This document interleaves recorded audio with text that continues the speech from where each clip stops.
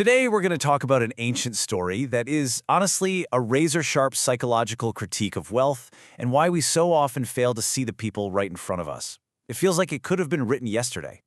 And look, I'm not even exaggerating. This story, the parable of the rich man and Lazarus, it is not some gentle tale about being a little nicer. Oh no, it is a brutal, witty, and frankly, a genius look at how wealth can literally blind us.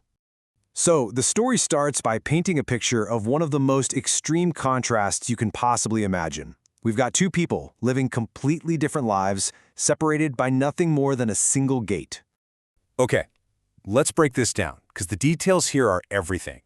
The rich man wears purple, which, back then, cost its weight in silver. It's like wearing a custom Gucci suit every single day. His house sounds like it hosts Gatsby-level parties constantly. And then, you have Lazarus. He's not just poor, he's been literally dumped at the gate, covered in painful sores, and the only creatures that show him any kindness are the street dogs. The gap between them isn't just a gap, it's a canyon. And here is a small detail that is just so powerful. It's the whole point, really. In all of the parables Jesus told, Lazarus is the only character who ever gets a name. Think about that. The rich man, the ultimate somebody in society, is totally anonymous. But Lazarus, the nobody everyone ignored, he's the one who is known, the one whose identity matters to the storyteller. So you have to ask, was this rich guy just a complete monster? Well, the story suggests something a lot more subtle. And, to be honest, a lot more terrifying. It wasn't about him being actively evil. It was about something modern psychology is only now starting to really get a handle on. Right. His sin wasn't that he kicked Lazarus or yelled at him. He just didn't see him. Day after day, he would walk past him, and Lazarus was just part of the scenery. His comfort, his privilege, it created a blind spot in the shape of a human being. It was a deep, comfortable, and total indifference. And you know what? We actually have a name for this now. It's called social power disconnection. It's a psychological tendency where the more wealth and power you get, the less you actually need other people, so your brain kind of stops paying attention to them. Your ability to empathize, it literally starts to fade. And if you think that sounds a little out there, check out this data. A study from UC Berkeley found that people driving fancy, expensive cars were way less likely to stop for a pedestrian in a crosswalk than people driving, a normal car. The more luxurious the car, the more invisible the person on foot became. It's the rich man's blindness, but you can measure it in horsepower. It's wild. And it gets even deeper than that.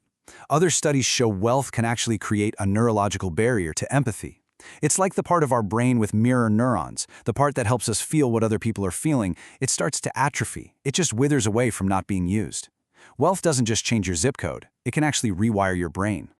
Okay, so now that we've got the psychology behind the rich man's blindness, let's jump back into the story to see how this all plays out. Because after they die, everything gets flipped completely upside down. All of a sudden, Lazarus is being comforted, he's at peace, and the rich man is in agony. But it's what he does next, his reaction from this place of torment, that tells you everything you need to know about him. I mean, can you believe the audacity of this request? He's suffering, and his first instinct isn't to repent or ask for mercy, it's to give an order. He still sees Lazarus as a guy who's there to serve him. And that is just the heart of it, isn't it? His entire worldview has been so warped by a lifetime of privilege that even in torment, he can't even imagine a world where Lazarus isn't his errand boy. He's literally trying to Uber Eats a drop of water. It's unbelievable. So when the story talks about this great chasm that can't be crossed in the afterlife, it's not talking about a literal canyon. The chasm is the social distance we build right here, on Earth. It starts when we live right next to people but choose to ignore them. And the story's big warning is that if you make that social gap wide enough in this life, it becomes a permanent, uncrossable divide. So then the story gets to its really chilling climax. The rich man has one last, desperate idea. He thinks he's found the one argument that's going to work. He says, look, forget me, but send Lazarus back from the dead to warn my 5 brothers. If they see a ghost, something impossible, then they'll change. And on the surface, it kind of makes sense, right? A miracle should change your mind. But Abraham's answer is just an absolute mic drop. He basically says, if they've spent their whole lives ignoring all the moral teachings they grew up with, a zombie showing up at their front door is not going to suddenly make them good people. And this is a perfect ancient description of what we now call cognitive dissonance. We love to think that more proof or more information will change people's minds, but it almost never does. We are masters at explaining away anything that makes us uncomfortable. If your heart is set on ignoring the poor, you'll just convince yourself the ghost was some bad cheese you ate before bed. So this is where the entire story turns from being about some guy 2,000 years ago and becomes about us. It's really easy to point fingers at the rich man, but the whole parable is designed to be a mirror. And that leads to the really uncomfortable question we all have to ask ourselves. Are we the rich man? Because in the grand scheme of global wealth, aren't we?